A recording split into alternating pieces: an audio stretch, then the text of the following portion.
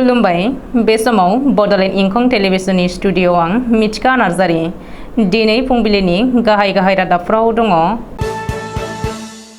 फिथाइ थायनो गोनां मैथ्रु बिफाङा थैजोबनानै आबादारि सनातन स्वर्गियारिया गोबां खहा। धेमाजिनि जनाय लेखु ओनसोलाव रायजो राजाजों लोगोसे फरायसाफोरनि जेंना। मोनद' एसेम्बलि सेगमेन्टखौ दरं लकसभा बियाबजों सरजाबोब्ला बिटिसिनि राजखान्थि हालोदा लोरबां जागोन बुंदों आनन्दराम औवारी।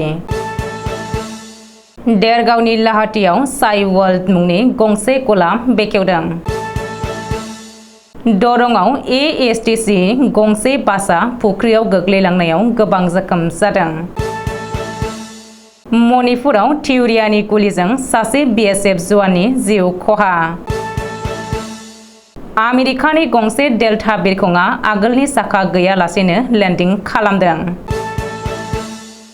दानिया फैदोनि आबुं रादाबाव।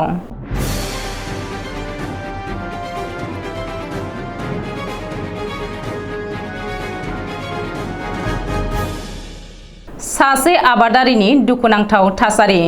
फिथाइ थायनो गोनां मैथ्रु बिफांनि आबादा थैनानै गोबां रां खहा जानांनायखौ नुनो मोन्दों।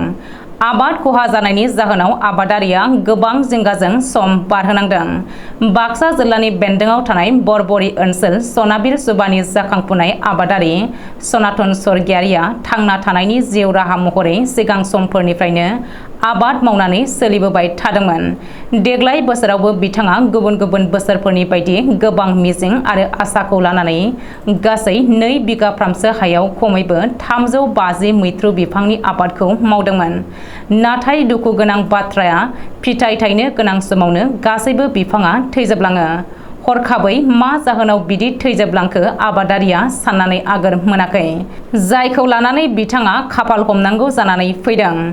बिथाङा फोरमायथिनाय बायदिब्ला सिगां बोसोराव बे मैथ्रु आबादखौनो मावनानै खमैबो 2,50,000सो रां मोननो हादोंमोन। देग्लाय बोसोरावबो खमैबो 3 लाख रांसो बे मैथ्रु आबादनिफ्राय आसा खालामदोंमोनब्लाबो नाथाय दुखु गोनां बाथ्राया बेनोदि देग्लाय बोसोराव मा जाहोननि थाखाय बेबायदि फिथाइ थायफुनाय समावनो थैजोबलांखो जेबो उदिसखौनो मोनाखैसै। बेनिखायनो बिथाङा जिल्ला आबाद बिफानखौ नायफैनानै जा एसे हायो अनसुंथाइ होनायनि राहा खालामनोबो बिथाङा खावलायदों। भारत उदांस्रि जानाया 75 बोसोर जानायनि उनावबो नायफिनजायाखै आसाम अरुणाचल सिमानि साखाथि जनाय लेखु सेलेम ओनसोलनि गामिफोरा। माखासे उन्दै गथ'फोर आरो मोनसे दैमा। खैफोद गोनां लामाजों सानफ्रोमबो थांलाय फैलाय खालामो उन्दै फरायसा गथ'फोरा। बे थांलाय फैलाया सानसे साननैनि थाखायल' नङा। बे थांलाय फैलाया बोसोरै बोसोर सोलिबोगासिनो। धेमाजि जिल्ला जनाय महकुमानि सिङाव थानाय केमि गामिखौ लानानै ओनसोलनि गोबां फरायसाफोरा सोलोंथाइ होसोनानै खैफोद गोनां थासारिजों भुगिनो गोनां जादों। मानोना हान्थिनाय लामायाव हेंथा होयो सिलेट दैमाया। अरुणाचल सिमानि साखाथियाव थानाय जनायनि केमि जेलेम ओनसोलनि उन्दै गथ'फोरा सोलोंथाइ होसोनानै खैफोद गोनां लामाजों थांनो गोनां जायो।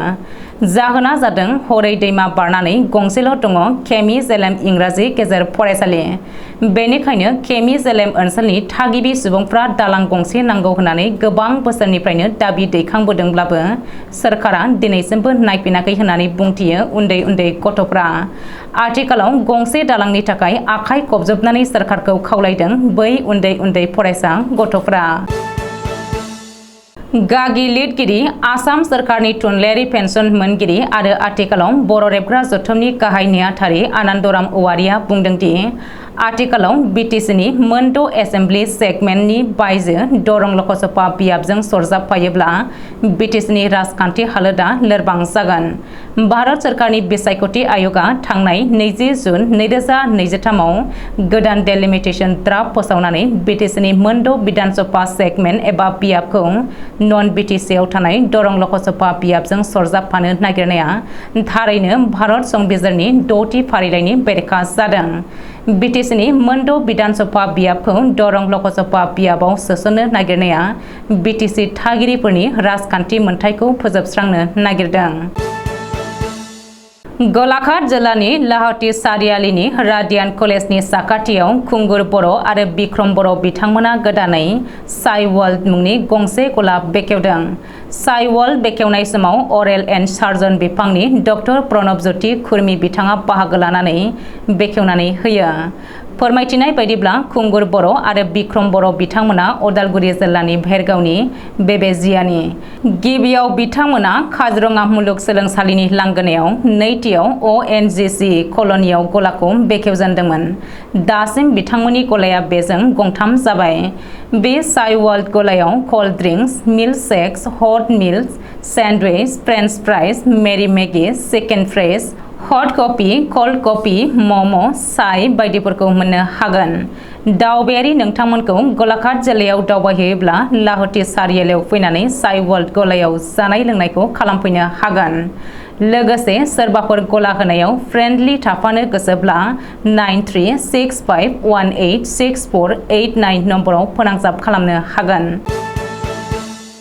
ईद फोरबोनि समावनो दरं जिल्लानि मंगलदै महकुमा शिब बाजाराव NH-15 राजा लामायाव बांद्राय गोख्रै खारनाय आसाम स्टेट ट्रेन्सपर्ट कर्परेसननि गंसे बासआ जाब्रबथाय जायो आरो लामा जिंनि मोनसे फुख्रियाव गोग्लैलांनायाव गोबां हान्थियारिफोरा गाज्रि जोखोम जादों।